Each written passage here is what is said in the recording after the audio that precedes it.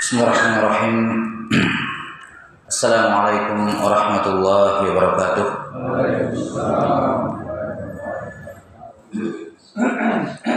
Alhamdulillahirabbil alamin.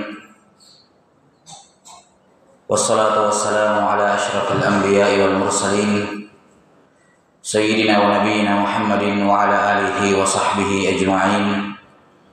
Asyhadu an la ilaha illallah wahdahu la syarika lah, ilahul awwalin wal akhirin, wa asyhadu anna Muhammadan abduhu wa rasuluh al-mab'uts rahmatan lil alamin. Allahumma shalli wa sallim ala abdika wa rasulika sayyidina wa nabiyyina Muhammadin wa ala alihi wa sahbihi ajma'in. Qala Allah Ta'ala, ya ayyuhalladzina amanu taqullaha haqqa tuqatih wa la tamutunna illa wa antum muslimun. Amma ba'd. Alhamdulillah, jemaah sekalian yang dirahmati oleh Allah Subhanahu wa taala. Di awal hari ini Allah Subhanahu wa taala menganugerahkan kepada kita nikmat yang sangat besar, yaitu membuka hari kita dengan sujud kepada Allah Subhanahu wa taala, membuka hari-hari dan semua aktivitas kita sebagai hamba Allah Subhanahu wa taala yang tunduk kepadanya. Dan Allah Subhanahu wa taala dengan nikmat ini telah memberikan kepada kita keutamaan yang sangat besar. Kata Nabi sallallahu alaihi wasallam, "Man shalla subha fi jamaah fa ka'annama shalla al-laila kullah." Siapa yang salat subuh berjamaah, maka pahalanya setara dengan salat malam semalam suntuk. Jemaah sekalian dirahmati oleh Allah Subhanahu wa taala, sesungguhnya nikmat yang terbesar yang Allah Subhanahu wa taala berikan kepada kita sampai saat ini, yang nikmat ini akan membinasakan kita kalau dicabut oleh Allah Ta'ala. Seandainya nikmat ini dicabut oleh Allah dari kita, maka ini akan membinasakan kita di dunia dan di akhirat. Nikmat terbesar tersebut adalah nikmat iman. Al-iman merupakan aslun nikmah, nikmat pokok, pondasi dari semua nikmat. Tanpa pondasi nikmat ini, maka semua nikmat lain yang ada di atasnya tidak berguna. Tanpa pondasi nikmat ini, semua kenikmatan yang ada di atasnya semuanya akan runtuh. Nikmat berupa kesehatan, nikmat berupa umur, nikmat berupa keluarga, nikmat berupa harta, nikmat berupa ilmu, nikmat berupa ibadah, nikmat berupa amal soleh, semuanya tidak ada artinya kalau pondasi nikmat ini tidak ada, yaitu iman kepada Allah. Tidak ada amal soleh tanpa iman, jemaah. Tidak ada amal soleh tanpa iman. Tidak ada masuk surga tanpa iman. Tidak ada kebahagiaan di dunia tanpa iman. Tidak ada ketenangan hidup tanpa iman. Tidak ada apapun yang kita punyai tanpa iman. Iman adalah hal terbesar yang kita miliki dalam hidup kita. Kita tidak punya apa-apa kalau kita tidak punya iman. Allah menyebutkan orang-orang kafir kal amwat, bagaikan mayat hidup yang berjalan. Tanpa iman mereka tidak punya apa-apa. Tanpa iman nikmat itu berupa harta hanyalah musibah. Tanpa iman umur yang panjang itu hanyalah dosa yang bertumpuk-tumpuk. Tanpa iman amal soleh yang kita kerjakan capek saja kita dapat, tidak ada nilainya. Rukuk dan sujud tidak ada artinya tanpa iman. Zakat itu hanya membuang-buang harta tanpa iman. Puasa itu hanya lapar dan haus tanpa iman. Haji itu hanya capek ke sana buang harta puluhan juta, ratusan juta. Tidak ada nilainya tanpa iman. Tidak ada apapun yang kita miliki kalau kita tidak punya iman. Sebut saja semua nikmat yang Allah berikan kepada kita, semua tidak ada artinya kalau kita tidak punya asal iman atau asal nikmat. Pondasi nikmat yaitu iman. Maka mempelajari keimanan, mengetahui keimanan, ini perkara yang wajib, fardu ain. Berdosa seorang muslim kalau dia tidak mengetahui keimanannya, tidak mengetahui apa yang harus saya imani. Kalau kita ditanya misalnya apa itu iman, Jawaban kita insya Allah seragam. Iman itu adalah rukun iman. Oke, apa itu rukun iman? Apa yang saya harus imani tentang Allah? Apa yang saya harus imani tentang malaikatnya? Apa yang saya harus imani tentang kitab dan Rasulullah? Apa yang saya harus imani tentang hari kiamat, tentang takdir? Sejauh mana jawaban kita terhadap pertanyaan rukun iman, begitulah nilai iman kita di hadapan, begitulah nilai iman kita saat itu. Apalagi iman jamaah sekalian, sama seperti ibadah lain, butuh istiqomah. Kalau ada orang yang berhenti dari kebiasaan sholatnya, ada juga orang yang berhenti beriman kepada Allah Ta'ala. Yang tadinya rajin sholat, rajin puasa, rajin ini, dia bisa berhenti ketika Allah Ta'ala mencabut itu. Maka iman juga bisa. Allah bisa cabut keimanan tersebut jika tidak dihargai, tidak disyukuri. Iman itu bukan perkara yang kalau sudah masuk tidak bisa keluar. Enggak. Iman itu kalau dia masuk bisa keluar. Tidak ada yang bisa menjamin. Karena itulah wanti-wanti Allah Ta'ala, wala tamutunna illa wa antum muslimun.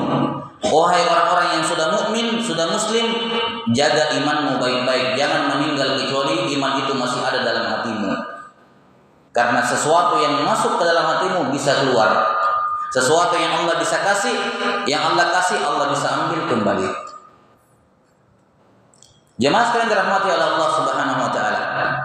Maka mengetahui iman ini adalah perkara yang sangat penting dalam kehidupan kita untuk menjaga keistiqomahan kita. Bensin kita untuk sholat apa? Ibadah. Bahan bakar untuk kita berpuasa, zakat, haji, dasarnya adalah apa? Iman. Bensinnya adalah iman semua. Tanpa iman tidak ada. Maka ini penting untuk dijaga, dipupuk, dilestarikan. Karena iman yazidu wa yanqus. Bisa bertambah dan bisa berkurang. Berkurang sampai habis. Bisa. Tapi iman tidak ada puncaknya. Tidak ada seorang pun di dunia ini yang imannya sempurna mencapai puncak yang tidak ada lagi iman di atasnya. Tidak. Bahkan Nabi Muhammad SAW pun setiap hari menambah iman beliau. Bertambah, dan beliau adalah manusia yang paling banyak imannya, paling tinggi imannya. Bersamaan dengan itu beliau belum mencapai puncaknya. Kenapa? Karena iman yang sempurna adalah ainul yakin. Nanti ketika di hari kiamat, ketika kita lihat langsung. Jemaah yang dirahmati oleh Allah Subhanahu wa taala. Lantas apa itu iman? Iman itu asalnya bermakna tasdik, mempercayai semua yang Allah kabarkan. Tidak ada iman kalau tidak percaya. Ini hal yang mendasar. Tidak ada iman kalau tidak percaya kepada Allah. Percaya dulu sama Allah. Apa yang Allah bilang, iyakan. Apa yang Allah bilang, terima. Apa yang Allah bilang, percayai. Tidak ada iman tanpa kepercayaan. Dan imannya seorang muslim, iman yang dibangun di atas perkara yang gaib. Banyak sekali perkara iman kita yang dibangun di atas perkara yang gaib, perkara yang belum kita saksikan.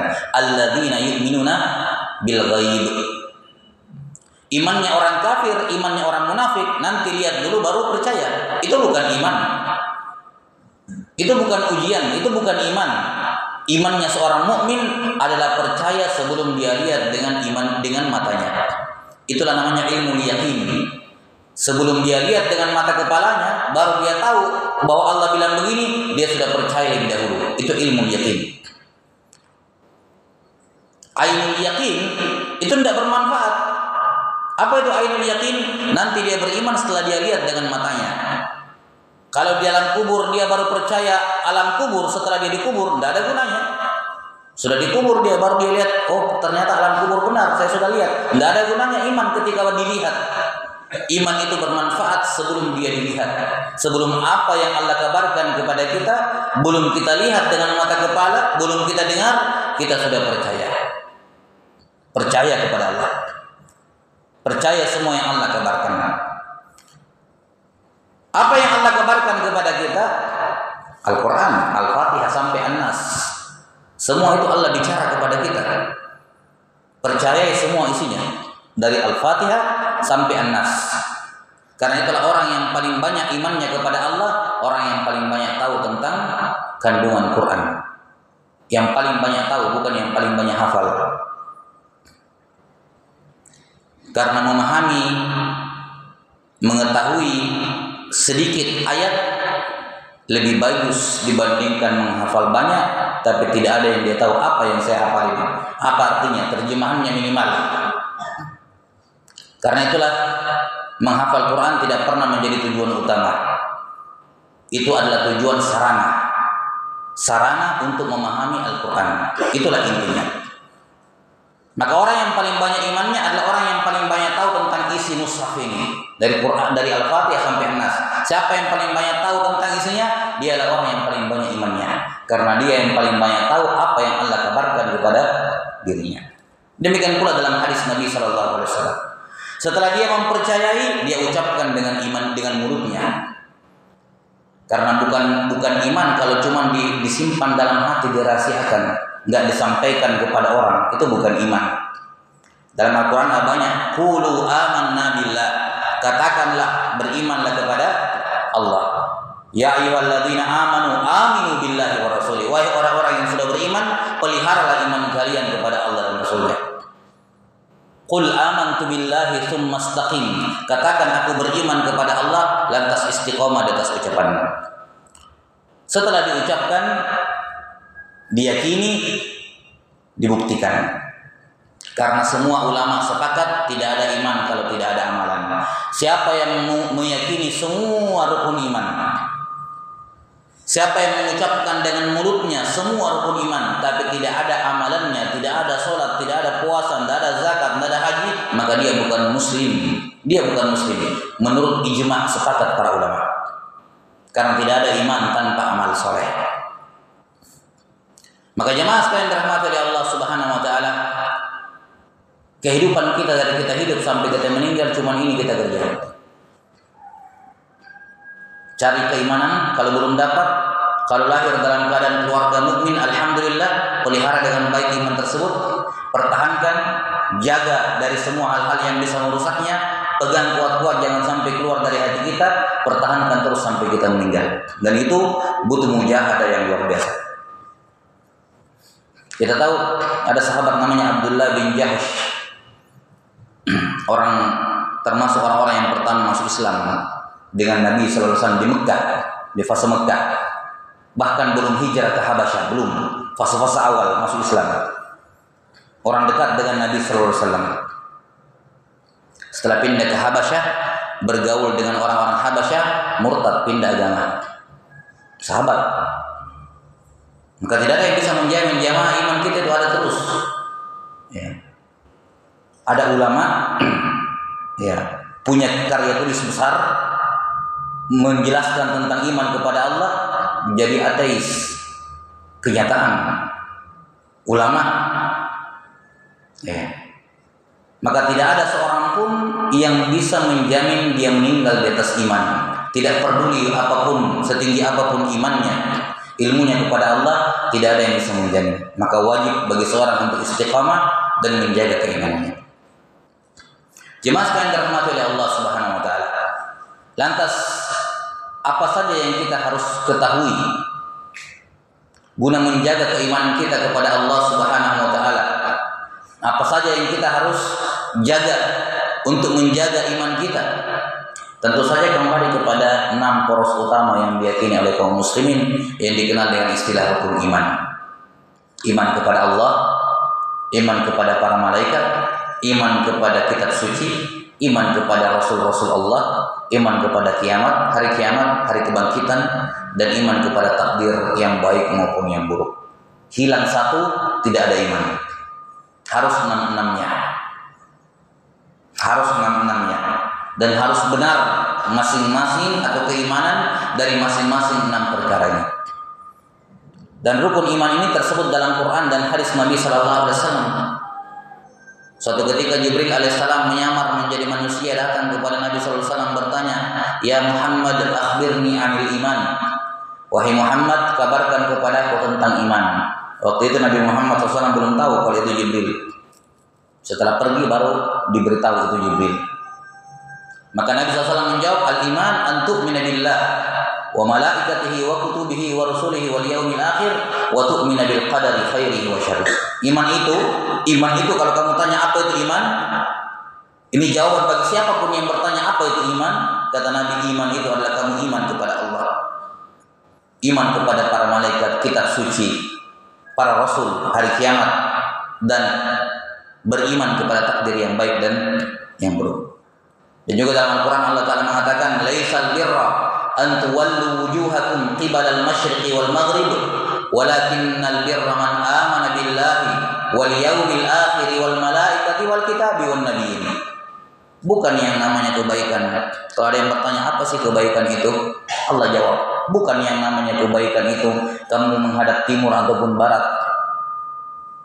Tapi yang menjadi kebaikan yang paling utama adalah engkau beriman kepada Allah, kepada hari akhirat, kepada malaikat, ya, kemudian kepada kitab suci dan kepada para nabi. Ini 5 rukun terkumpul dalam satu ayat. Sementara rukun takdir yang ke-6 tersebut dalam surah Al-Qadar, Allah Ta'ala mengatakan, inna kulla syai'in khalaqnahu biqadar. Sesungguhnya segala sesuatu kami ciptakan dengan takdirnya. Ini dulu jamaah. Dan suatu hal yang sangat miris sekali, banyak remaja-remaja kita, banyak saudara-saudara kita, anak-anak kita, ya, yang ketika ditanya tentang rukun iman, bilangannya pun tidak tahu ada berapa. Belum disuruh isi apa itu rukun iman. Ya. Ini hal yang sangat tragis. Kalau ada orang di sekitar kita ditanya tentang, enggak usah dulu apa-apa, sebut saja apa rukun iman, dia tidak tahu, masih terputar-putar, masih pusing. Ini musibah besar. Musibah besar. Kemungkaran yang nyata yang harus dirubah, harus diajari. Ini dulu, tidak usah diajari macam-macam kalau ini belum bisa. Ya, karena tidak ada gunanya pengetahuan yang lain kalau ini tidak diketahui. Tidak ada gunanya seorang menjadi pintar, cerdas dalam ilmu-ilmu lain kalau rukun iman dia tidak tahu. Dan dipastikan orang tuanya berdosa. Siapapun yang bertanggung jawab kepada anak itu berdosa. Kenapa? Karena Allah mewajibkan untuk menyuruh anak mumayyiz yang sudah berumur 7 tahun, wajib orang tuanya suruh sholat. Si anak belum wajib sholat, belum. Kalaupun tidak sholat tidak berdosa, tapi orang tuanya berdosa kalau tidak menyuruh. Dan disuruh pukul kalau tidak sholat, kalau sudah berumur 10 tahun. Dan iman jauh lebih penting dibandingkan sholat. Kalau orang tuanya tidak suruh dia sholat, berdosa orang tuanya. Anaknya sih tidak berdosa kalau dia belum balik. Disuruh sholat, tidak sholat, ya tidak berdosa. Tapi orang tuanya gugur dosanya karena sudah menyuruh. Tapi kalau tidak pernah disuruh sama sekali, orang tuanya berdosa, walinya berdosa. Itu sholat, apalagi iman. Maka sungguh kelalaian yang sangat besar, pelanggaran besar dari orang tua kepada anaknya, kelalaian terhadap pengasuhan terhadap anak, kalau anaknya dia tidak tahu apa itu rukun iman. Jemaah sekalian dirahmati oleh Allah Subhanahu wa taala, mengetahui ya rukun iman ini perkara yang sangat penting. Karena itulah saya kira ini sebagai pengantar untuk materi pengkajian kita untuk pertemuan-pertemuan ke depan. Biidznillah taala di pertemuan berikutnya kita akan mulai membahas satu persatu apa saja ke-6 rukun iman ini, apa-apa yang wajib kita imani di dalamnya. Secara global gambarannya biar kita kebayang, dalam iman kepada Allah ada 4 perkara yang wajib diyakini. Kalau cuma 3 tidak sah imannya kepada Allah. Jadi masing-masing rukun itu ada syarat-syaratnya. Iman kepada Allah ada 4 perkara yang wajib diketahui. Iman kepada malaikat juga seperti itu. Iman kepada para rasul ini ada 4, 5 atau ada bahkan 6. Iman kepada kitab juga seperti itu. Iman kepada kitab ada 4 perkara. Iman kepada para rasul sudah ya. Iman kepada hari kiamat itu ada 3 perkara secara garis besar. Dan iman kepada takdir ada 4 perkara sebagian besar secara garis besar. Ini semua poin-poinnya satu persatu harus untuk dipahami. Maka jamaah sekalian, mengetahui rukun iman tidak lebih gampang dibandingkan mengetahui sholat, mempelajari sholat. Tidak lebih gampang. Ya, kalau ada orang mengatakan iman itu gampang, simple, 5 menit selesai dipelajari, 10 menit selesai dipelajari. Enggak jemaah. Iman itu Iman itu perkara yang harus dipelajari seumur hidup. Harus dipelajari seumur hidup. Kalaupun sudah ditahu, diulang-ulangi. Ya, karena seperti tadi, bisa hilang dia. Kalaupun sudah tahu, diulang-ulangi. Kapan sudah ditahu, tapi dilalaikan, dia bisa hilang, dia bisa dilupakan. Sama lah seperti ilmu-ilmu yang lain. Kalau tidak diulang-ulangi terus, bisa lupa. Sementara iman ini kalau lupa sangat berbahaya. Maka penting bagi seorang untuk mengetahui tentang Allah, apa yang saya harus percaya tentang Tuhanku, tentang malaikat, apa-apa saja syarat sahnya iman kepada malaikat, apa saja syarat syah iman kepada kitab suci, apa saja syarat syah iman kepada para rasul, apa syarat syah iman kepada hari kiamat, yang tanpa ini seorang tidak dianggap beriman kepada hari kiamat. Walaupun dia bilang dengan mulutnya, walaupun dia yakini dengan hatinya, tapi tanpa ada pengamalan terhadap perkara ini tidak ada gunanya. Karena iman tadi bukan sekedar diyakini, bukan sekedar ditahu, tapi harus diamalkan konsekuensinya. Wallahu taala alam bisawab. Saya kira ini jemaah sekalian yang dirahmati oleh Allah taala yang bisa kami sampaikan pada pertemuan pertama ini. Lebih dan kurangnya mohon dimaafkan. Mungkin bisa diisi dengan tanya jawab kalau ada yang ingin ditanyakan dalam perkara. Allah taala. Silakan.